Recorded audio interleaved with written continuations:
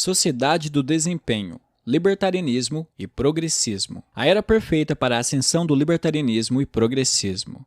Este é o Visão Libertária, sua fonte de informações descentralizadas e distribuídas. Antes de começar o texto, preciso fazer alguns anúncios. Usarei inúmeros termos extraídos do livro Sociedade do Cansaço, de Byung-Chul Han. Contudo, irei utilizá-los para o melhor entendimento das ideias que desejo passar. O conteúdo deste artigo não expressa a visão do citado autor. Aqui abordarei uma visão mais política dos fenômenos discutidos na obra, enquanto Byung explorou a fundo as consequências psicológicas e psiquiátricas das mudanças descritas e reveladas por ele. Agora vamos ao artigo. Pode soar estranho, porém é provável que o momento atual seja um período fértil para o florescimento do libertarianismo e do progressismo, pois mesmo com as suas diferenças, ambas as formas de pensamento apresentam características comuns muito valorizadas na atual sociedade do desempenho, em oposição à antiga sociedade disciplinar marcada pela violência imunológica. Provavelmente esses termos são singulares aos seus ouvidos, por isso vou dar uma breve explanação sobre cada um deles. Sociedade disciplinar foi um termo cunhado por Foucault e descreve bem a sociedade do século passado, marcadas pela opressão, pelo sentimento de dever, por proibições e por uma negatividade da ação. Um período em que se predominavam os deveres e não os direitos. Um período em que um certo tipo de violência se destacou, a violência imunológica. Esse termo denomina uma forma específica de funcionamento das relações sociais, fazendo uma comparação com o sistema imunológico, mas para entendermos como essa violência funciona, precisamos antes compreender como funciona o próprio mecanismo de defesa imunológico. O sistema imunológico atua principalmente no reconhecimento do próprio e do não próprio, marcada por uma forte ação defensiva contra aquilo que não é próprio, que não é reconhecido pelo corpo como sendo parte sua. O estranho é um inimigo e deve ser completamente dizimado. Este é o funcionamento básico das defesas biológicas e da violência imunológica, ambas baseadas na identificação do próximo como um estranho, um inimigo e que aqueles diferentes do padrão social devem ser eliminados. Um pensamento que facilmente se enquadra no contexto da Guerra Fria. Com o fim desse período e a mudança de século, o mundo se enquadrou em um novo contexto classificado como a sociedade do desempenho, onde o dever foi substituído por direito e a expressão Yes we can tornou-se o mantra da geração. Nessa sociedade, somos afligidos por um excesso de positividade. A liberdade torna-se um desejo absoluto e um individualismo assola a psique social. Não somos mais sujeitos do dever, mas seguimos o nosso próprio chamado e aspirações. A positividade nesta nova era não faz oposição ao pessimismo, a uma visão de mundo mais desbotada e desolada. O termo se refere, na verdade, ao agir, a capacidade de desempenhar ações sem bloqueios, impedimentos ou opressões. Entendo como muitos podem se sentir confusos com a afirmação de que a sociedade atual é marcada pela liberdade e individualismo quando o que vemos são notícias e mais notícias sobre inúmeras leis restringindo nossas liberdades e sobre manifestações sociais pedindo por uma incessante presença estatal em cada situação da vida cotidiana. Porém, devemos ver além destes preâmbulos e nos aprofundar no comportamento moderno. Um primeiro sinal desta mudança de paradigma é a inversão da hierarquia política, ao menos teoricamente. Enquanto os líderes de antigamente eram vistos como enviados divinos ou a própria representação de uma nação ou império, os políticos atuais são tratados como representantes do povo, que foram colocados nas suas posições para proporcionar voz à população. Como se diz popularmente, os políticos são funcionários a serviço do povo, embora essa expressão não contenha muita verdade prática. Agora, como explicar o crescimento das bolhas sociais? Uma aparente consequência da violência onde o próximo tende a ser um estranho. Como explicar nos fecharmos dentro de um círculo de conhecidos? A bem da verdade, o aparecimento dessas fissuras sociais só poderia surgir num contexto em que o próximo é apenas um diferente e não um inimigo. Observem os conflitos travados entre girondinos e jacobinos na Revolução Francesa, entre bolcheviques e mancheviques no período da Revolução Russa, ou entre os confederados e a União na Guerra Civil Americana. Todos esses embates foram sangrentos e brutais, levando à morte milhões de pessoas.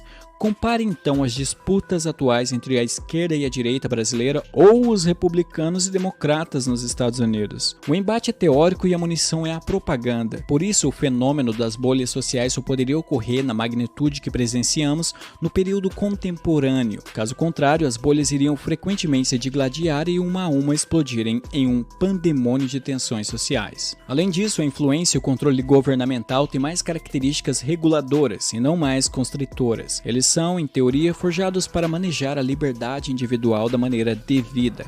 As leis e emendas são vistas como protetoras da liberdade na mente da maioria das pessoas, apesar de, na verdade, reduzi-la.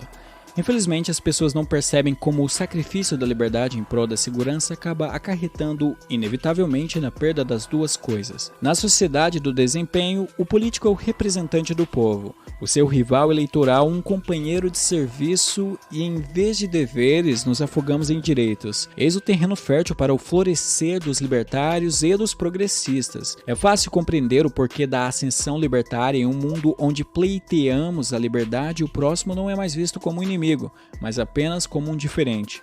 Os libertários reconhecem que o Estado é o último bastião da coerção, o último elo na corrente que aprisiona a verdadeira liberdade e que o direito à propriedade privada é o direito máximo a ser alcançado. Mas então, por qual motivo os progressistas são favorecidos por um período que deveria rechaçá-los? O ponto principal advém de o período atual ter substituído o mantra dos deveres do século passado, pertencente à sociedade do controle, pelo mantra dos direitos da nossa sociedade do desempenho.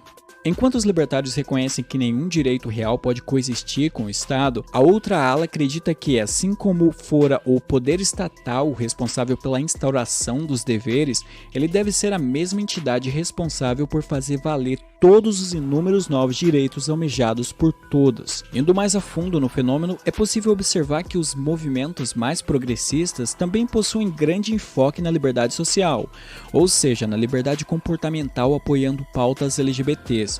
Liberação das drogas ou a diminuição do poder policial, essas pautas possuem a semelhança de buscarem aumentar a positividade social, ou seja, de retirarem restrições e proibições a tais comportamentos. Mas e a diminuição da liberdade de expressão? Como ela poderia se encaixar aqui?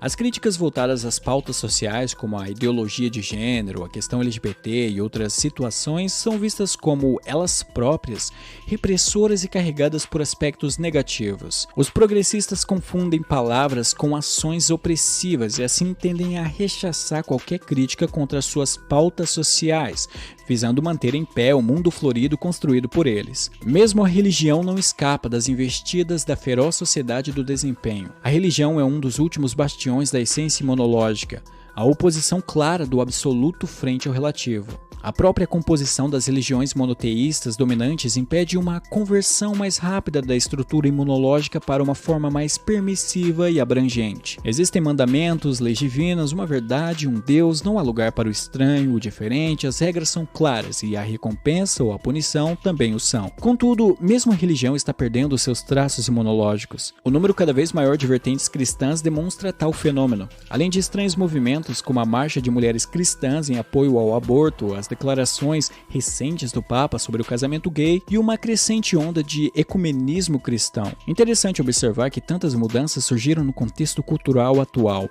onde enfatizamos tanto a questão de direitos e liberdade. Definitivamente, o período contemporâneo foi o que nos proporcionou tamanhas mudanças na estrutura de instituições milenares. Devo fazer um adendo aqui. Sei como muitos devem colocar os motivos por tais mudanças em fenômenos como o avanço do progressismo e do chamado marxismo cultural. Não posso negar as suas influências atuais, contudo, se um avanço tão avassalador fora possível e mudanças tão profundas ocorreram, isso só pode se dar pelo estado psicológico atual. A liberdade e a independência marcam este período. Em teoria, somos os nossos próprios mestres e as ideologias mais adaptadas ao momento irão florescer. A marcha das mulheres cristãs em prol do aborto surgiu como um fenômeno da nossa época.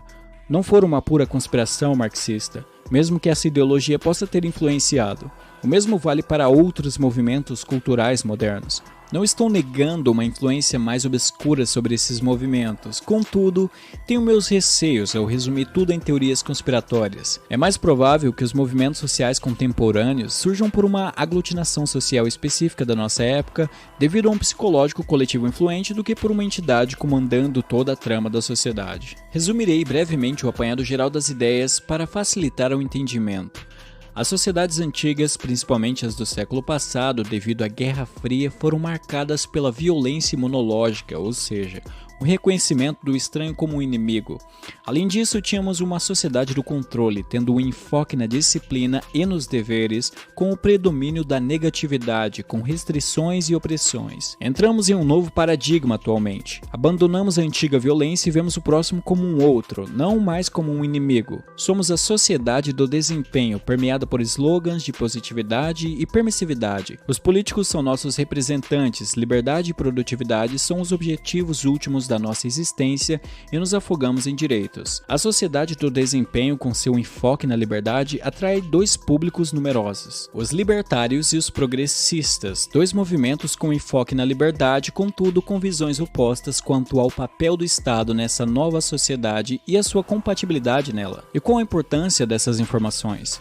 Bem, devemos conhecer o movimento histórico para perceber o devido entendimento da psique social e assim maximizar a maneira com a qual falamos com o público e traçar linhas claras sobre os pontos mais importantes a serem priorizados. O momento mudará novamente em breve e assim entraremos em um novo paradigma social. Devemos, portanto, aproveitar o momento e favorecer o crescimento da liberdade o máximo que pudermos. O livro citado, Sociedade do Cansaço, aborda o tema sobre um ponto de vista mais psicológico e patológico, com enfoque nas psicopatologias, as quais predominam em nosso período, sendo elas depressão, síndrome de burnout, transtorno de déficit de atenção e a hiperatividade. Certamente é uma ótima recomendação de leitura para quem deseja se aprofundar no tema e estudar sobre as possíveis patologias predominantes em um ambiente libertário, o que daria um ótimo tema para um futuro vídeo.